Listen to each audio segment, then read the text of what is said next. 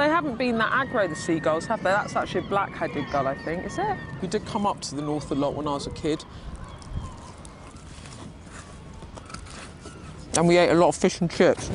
Blyth Beach on the northeast coast. This a part of England determined to reverse economic decline and build a better future. We came to Blyth 6 months ago after the general election, when political identities had been scrambled and dozens of seats like this one had turned from red to blue on the back of Boris Johnson's promises over Brexit. And we were always going to come back here to see how he was doing, but we didn't know that we'd been coming back after a global pandemic that has turned our world upside down. And it's places like this in the northeast, places like Blyth, that could be worst affected by the fallout of COVID-19. Lockdown emptied the shops and cafes here, but Blyth cautiously reopening. This is Dot's first day out since February. So you haven't been out for 5 months? You haven't tried it? No.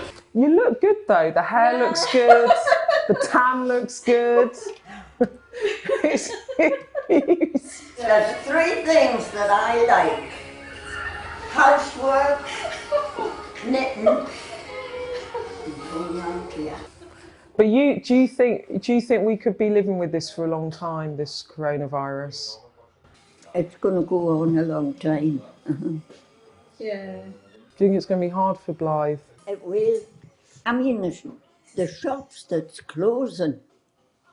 You know, there's a lot of shops closed. Yeah. Blyth used to be a heaving place.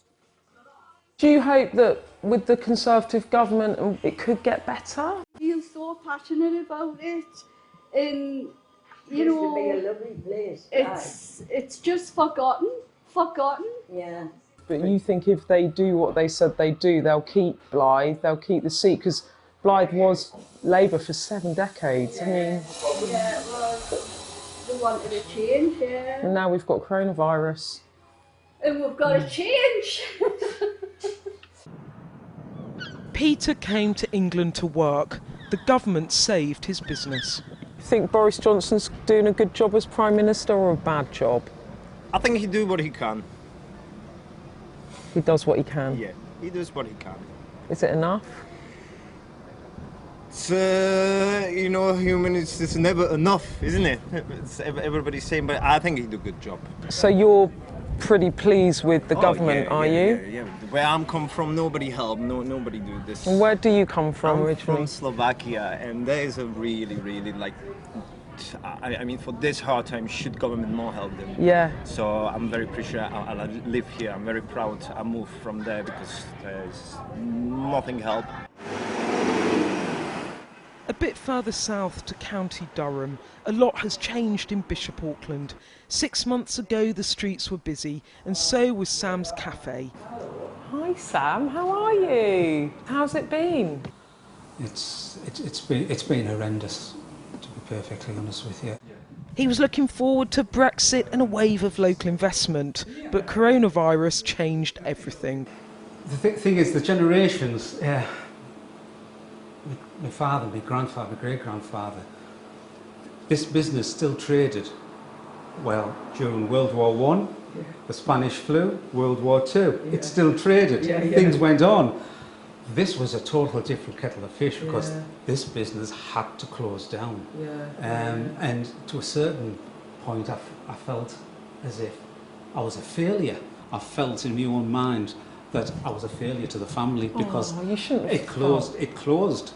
Yeah, but you couldn't have done anything. I know about I couldn't. that. I know, but you can't help thinking these things that's going through your mind all the time. And then when we reopened on June the 1st, just for takeaways only, I was terrified.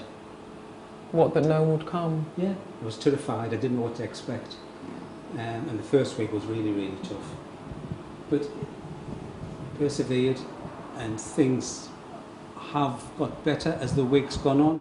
You know, you said you'd voted for lots of different parties and you'd voted for different leaders.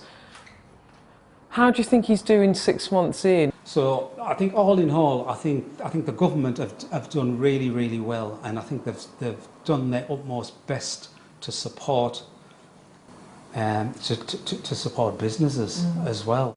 But they spent a lot of money. They spent a lot of money. What do they have to do now? Boris Johnson's promise in that speech that he did his build speech, and he said that he was sticking to that levelling up agenda. He absolutely has to do that. However, we end up paying for it. It has to be done, huh? They have still got to deliver in this neck of the woods in 5 years' time. In another town in County Durham, support for the government more qualified. David thought Boris Johnson was the right man for Brexit, but perhaps not for this crisis. How do you think the government have done? Do you think they've done an okay job managing it? At first, I've always been a Labour supporter, and I voted Brexit. Actually, I didn't vote Conservative, but I was more for Boris than I was for Labour. Yeah. But as it's gone on, it seems to, with the Dominic Cummings thing and things like that, I was religiously watching Sky News all the time, and now I've just dropped off it altogether. What did you think of the Dominic Cummings incident? Well, I was disgusted the fact that he came to here with the virus, when they're telling us not to do anything, and then he can just stroll here and probably sit on this bench. Do you trust the government when they're managing this stuff and managing us? No, because the face mask thing, I think we would have been wearing face masks right from the start. We've spent a couple of days in the northeast talking to people about coronavirus and the government, and the main takeaway is that people are willing to give Boris Johnson the benefit of the doubt when it comes to handling the crisis, and they certainly like the business support that the government has offered. But they also expect that those manifesto commitments are delivered. They want to see a levelling up of the country. They want more investment into the northeast.